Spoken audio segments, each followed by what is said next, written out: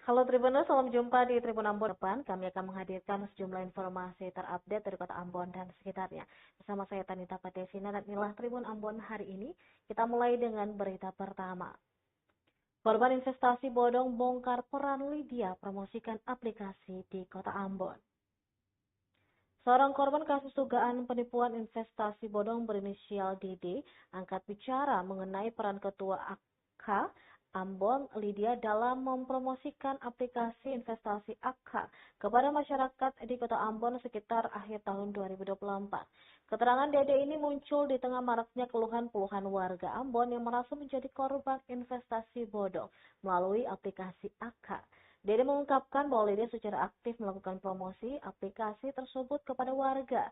Lebih lanjut, Dede menyebutkan adanya rekaman video yang memperlihatkan Lydia tengah melakukan promosi aplikasi tersebut. Dalam video yang dimaksud, Lydia menjelaskan kepada calon investor mengenai awal mula kehadiran AK di Kota Ambon dan keterlibatannya dalam perusahaan tersebut. Dalam video promosi tersebut, Lydia juga sempat menyinggung fitur-fitur yang diklaim sebagai kelebihan AK. Selain itu, Lydia juga menjawab pertanyaan terkait jaminan keamanan dana investor. Pernyataan Lydia yang mengaku sebagai korban dalam kasus ini menimbulkan keheranan bagi Dede. Untuk diketahui, sebelumnya ribuan member aplikasi AK di Maluku diduga menjadi korban investasi bodong setelah aplikasi tersebut tiba-tiba tidak dapat diakses sejak Minggu 6 April 2025 malam. Akibatnya puluhan warga Kota Ambon yang merasa dirugikan mendatangi kantor AK Ambon yang berlokasi di Jalan WR Supratman, Kecamatan Serima, Kota Ambon pada Senin 7 April. Dede mengatakan berdasarkan informasi yang ia peroleh, jumlah korban investasi bodong ini telah mencapai lebih dari 1.800 orang, termasuk beberapa member yang berada di luar Kota Ambon.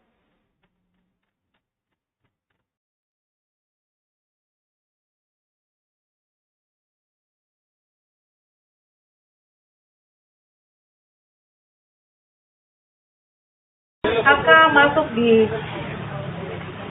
Ambon bulan Agustus. Bulan Agustus terakhir saya ikut pertama kali AK. Jadi saya membawa AK di Kota Ambon di akhir Agustus. Saya joinnya 3 September. Saya join di AK menjadi karyawan tetap itu 3 September. Dan ini sudah bulan keberapa ya? Mau masuk bulan keempat. Ya. Saya banyak sekali menerima laporan yang bilang, Ibu, ini beginilah Ibu, ini segala macam, beta bilang begini. Yang tidak masuk akalnya gini, ketika kita tobat kecil, kita diiming-iming dengan penghasilan yang besar. Karena apa Bapak Ibu? Saya sudah melewati penipuan-penipuan seperti itu. Kita disuruh kasih kecil, habis itu diminta lagi, sekian juta. Dan akhirnya tidak bertahan, hilang.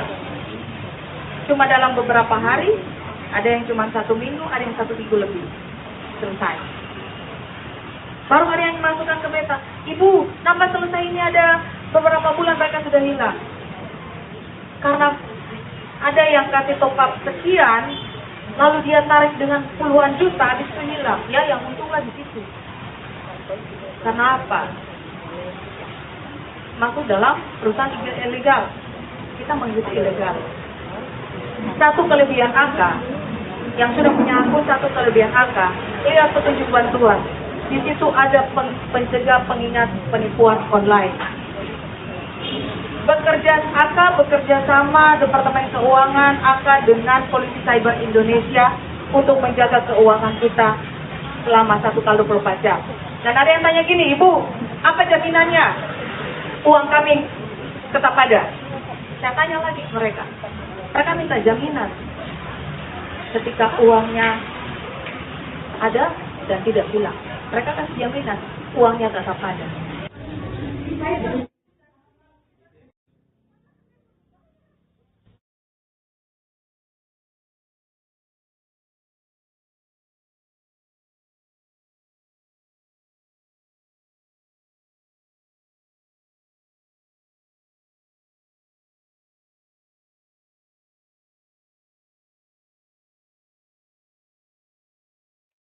Arus mudik dan balik Lebaran 2025, UPP Pelabuhan Amahai mencatat 12.759 penumpang tiba dan berangkat. Selama 3 pekan arus mudik dan balik Lebaran 2025, Unit Penyelenggara Pelabuhan atau UPP Laut Amahai mencatat penumpang yang tiba dan berangkat mencapai 12.759. Data yang dihimpun tribunambon.com per Senin 7 April 2025 tercatat sebanyak 6.703 penumpang dari Pelabuhan Tulehu turun di Pelabuhan Amahai. Sebaliknya 6.056 penumpang naik dari rute Amahai menuju Tulehu. Berdasarkan grafik, puncak arus mudik terpadat ada di tanggal 24 dan 26 Maret 2025, di mana intensitas pemudik dari Tulehu ke Amahai di tanggal 24 mencapai 646 orang, dan di tanggal 26 pemudik naik menjadi 738 orang. Padatnya arus mudik di 2 tanggal itu diperkirakan karena ada jadwal mudik gratis oleh PT Dharma Indah. Sedangkan untuk arus sebalik dari Amahai ke Tulehu terpadat di tanggal 5 April sebanyak 680 penumpang dan pada tanggal 7 April sebanyak 658 penumpang. PLH Kepala UPP Pelabuhan Laut Amahai Hussein Tuanaya mengatakan pantauan arus balik hari ini tidak ada kendala, diperkirakan puncak arus balik berlangsung sejak tanggal 5 April dan 7 April. Disampaikan jadwal keberangkatan siang hari penumpang yang naik dengan kapal KM Cantika Torpedo sebanyak 360 penumpang. Untuk diketahui, PT Dharma Indah menyediakan 5 kapal untuk melayani arus mudik Lebaran 2025.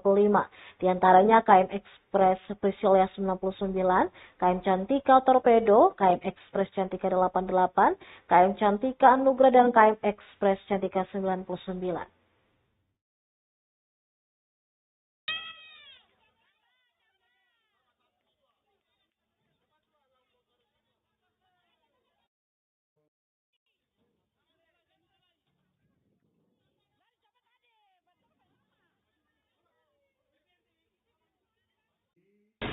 Tanggal 7 ya, 7 April Bapak. itu penumpangnya dia lancar, aman.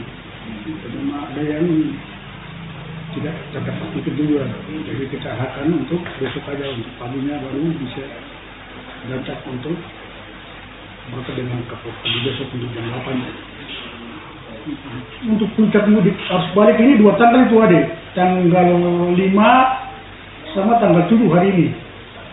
Kendala yang ditemukan di lapangan Untuk apakah ada yang Bapak? tanggal yang lain itu ya penumpang seperti biasa. Tadi tidak ada, artinya tadi tidak ada keluhan dari penumpang yang tidak memiliki tiket atau ada yang beli tiket. Mereka tadi semua naik ya. Jadi yang memiliki tiket semua naik tadi. Jadi tidak ada yang tadi kita batasi ya. Yang tidak memiliki tiket tidak usah paksa untuk naik, kondisi kapalnya memang tidak ada fungsi lagi, jadi ada yang penumpang ya Pak kita tunggu aja besok pagi aja lagi baru tidak lanjut untuk kapal besok pagi. Ya, mungkin cukup Bapak.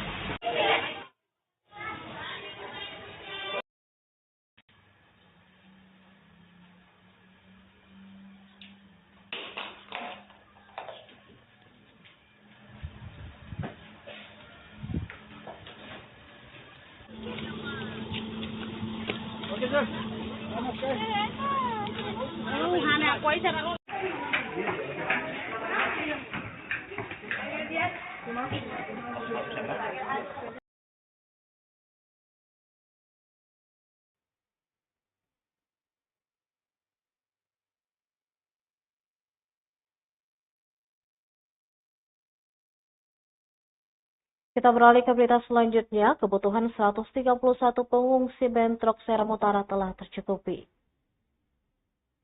Sebanyak 131 pengungsi akibat bentrok di Seram Utara telah tercukupi kebutuhannya. Hal itu dipastikan Kepala Badan Penanggulangan Bencana Daerah BPBD Maluku Tengah Nova Anakota kepada tribunambon.com Selasa 8 April 2025. Diketahui ratusan pengungsi merupakan warga negeri Masihulan, Kecamatan Seram Utara, Kabupaten Maluku Tengah. Kata Nova, bantuan berupa tenda, makanan siap saji, tikar, dan kasur telah disalurkan sehari setelah insiden bentrok. Saat ini bantuan masih terus berdatangan dari berbagai pihak. Bantuan-bantuan tersebut berupa pakaian layak pakai, makanan, serta terpal. Bahkan lanjutnya bantuan pakaian sudah membludak di tenda-tenda pengungsian warga. Tapi memang disampaikan masyarakat hanya meminta bantuan rumah dari pemerintah, lantaran puluhan rumah mereka hangus terbakar hingga rata dengan tanah.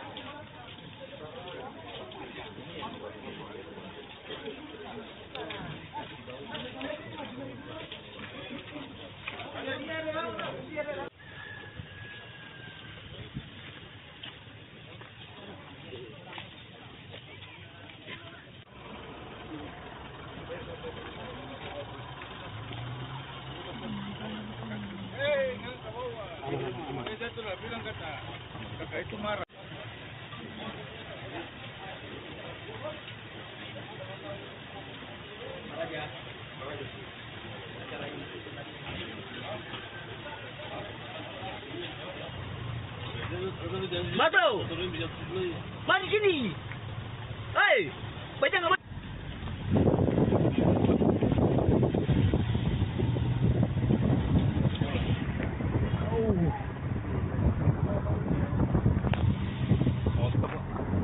Motor tadi pada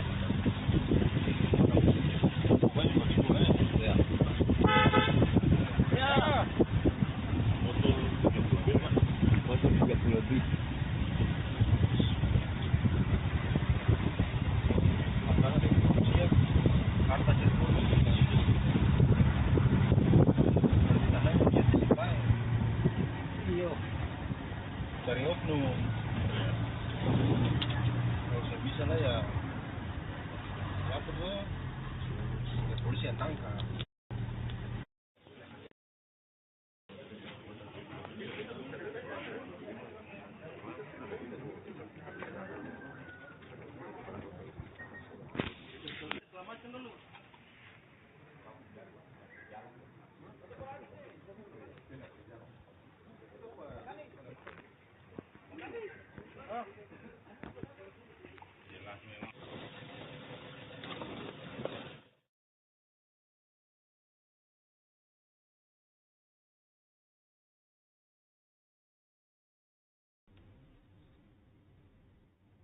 Rp3 miliar digelontorkan Pantai Wailola, Kabupaten Serang bagian timur tak terawat hingga dihiasi rumput liar.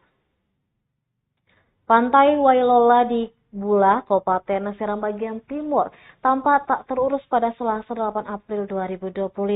Bangunan yang dibangun dengan menggunakan anggaran pendapatan dan belanja daerah atau APBD sebesar Rp3 miliar ini kini dipenuhi rumput liar. Pantauan tribunambon.com di lokasi kawasan tersebut dipenuhi rumput dan tanaman liar yang hampir menutupi seluruh area.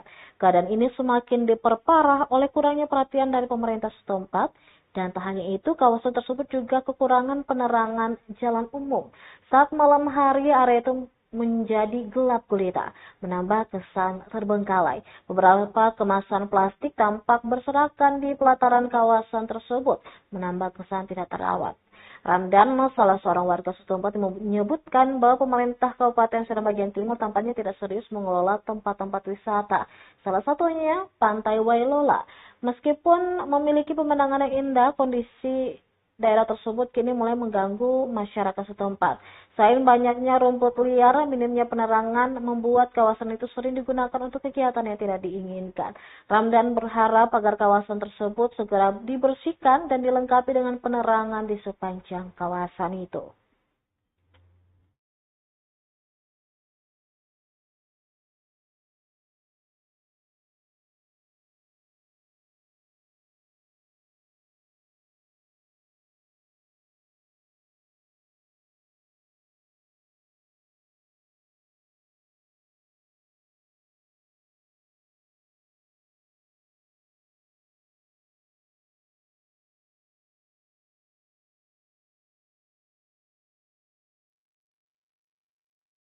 Wisata air terjun Hatawano di Pulau Buru indah dan menyegarkan. Terletak di Kecamatan Waplau, Kabupaten Buru, Provinsi Maluku, air terjun Hatawano menjadi salah satu destinasi wisata alam yang wajib dikunjungi. Meskipun cukup jauh dari pusat kota Buru, Namlea dengan waktu tempuh sekitar 1 jam menggunakan kendaraan roda 2 maupun roda 4. Perjalanan menuju tempat ini dijamin tak akan membuat bosan para pengunjung. Sepanjang perjalanan, wisatawan dimanjakan dengan pemandangan keindahan pantai dan hutan yang memukau serta banyak spot foto yang menarik. Setibanya di lokasi, pengunjung dapat memarkirkan kendaraan di area parkir. Kemudian dilanjutkan dengan berjalan kaki sekitar 350 meter untuk mencapai air terjun yang indah. Sesampainya di sana, suara gemuruh air yang memesona serta suasana yang masih alami dan juga asri langsung menyambut kedatangan para pengunjung. Yang menjadi daya tarik utama dari air terjun Hatawano adalah sumber mata airnya yang keluar secara alami dari bebatuan, membentuk air terjun yang indah dan menyegarkan. Keindahan alam sekitar juga menambah pesona tempat ini dengan pepohonan hijau dan rimbun menutupi lereng bukit, menciptakan suasana yang sejuk dan nyaman. Bagi para pengunjung yang ingin menikmati sensasi lebih dekat dengan air terjun, berenang di kolam alami menjadi pilihan tepat waktu. Di wisata ini terdapat banyak kolam pemandian eksotis yang terbentuk secara alami. Para pengunjung dapat memilih bersantai di tempat duduk yang telah disediakan atau duduk di bebatuan tepi sungai, menikmati sejuknya percikan air yang menyegarkan. Tempat ini sudah lama menjadi destinasi favorit bagi warga lokal, terutama pada akhir pekan dan juga libur nasional. Banyak wisatawan yang datang untuk menikmati keindahan alam dan kebersihan kawasan ini. Anggun Faria, warga kota Ambon yang berlibur di Pulau Buru, berharap pengelola dan pengunjung dapat menjaga kebersihan dan kelestarian alam sekitar air terjun. Tentunya agar dapat dinikmati oleh generasi mendatang.